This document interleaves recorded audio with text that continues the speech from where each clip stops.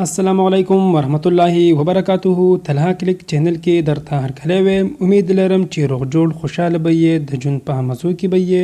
عزتمندو، د ډاکټر امیر لیاقت په باره کې قسمه خبرې شروع دي. څوک وایي چا قتل کړو، څوک وایي زهر یې خوړلی دي، او څوک وایي هارټ اټیک ورته شوی دی. خو اصل خبره دا ده ډاکټر امیر لیاقت په ډیر غټ چال او پراډ باندې قتل شوی دی. په څه وجه قتل شوی دی دا ټول معلومات موږ سره په دې ویډیو کې وګورئ چې د پوره معلومات نه خبر شئ. که تاسو موږ سره په دې ویډیو کې نوي یې، مهرباني وکړئ زموږ دا چینل محض ضرور سبسکرایب کړئ.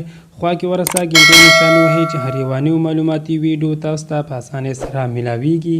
عزتمندو مذهبي سکالر ډاکټر امیر لیاقت په باره کې قسمه افواګانې خورېږي. څوک څه وایي او څوک څه وایي، خو دې کې خبره څه بل شاندې ده. ډاکټر امیر لیاقت خپل ملازم دوبۍ ته په بانه بوتلی و چې دوبۍ د ټول نه محفوظ ترین او سکیور ځای دی. بیا یې د هغه ځای نه راواپس کړی دی چې دلته پاکستان ته رالل. د ډاکټر امیر لیاقت کمرې سره خوا کې د جنریټر زیات شور او لوګي و. ملازم وایي چې دا د دې لوګي وجې نه مړ شوی دی. ډاکټرانو هم راغلي وو، تفتیش یې شروع کړی دی.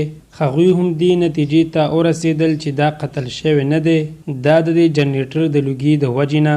اکسیجن ورته بند شوی و، ساه یې پکې بنده شوې وه، هغې کې مړ شوی دی. او ملازم وایي چې د پسې د مخکې نه د قتل منصوبې شروع وي، د هغې د وجې نه موږ دوبۍ ته ټرانسفر کړو. پولیس والا وایي چې دا څه بل څه لوبه ده، دا جنریټر د لوګو د وجې نه نه دی مړ، چا په زهرو باندې قتل کړی دی، یعنی زهر یې ورکړي دي. پولیس والا وایي چې موږ به د ډاکټر امیر لیاقت تفتیش نور هم کوو، د دې خبرې جړله او صفایي به روباسو. پولیس والا څه وایي د دې تفصیلي به تاسو له موږ په بله ویډیو کې درکوو. اوسه پورې لا پولیس څه نه دي ویلي. دوستانو دا وه زموږ د دې وخت نیو معلوماتي ویډیو.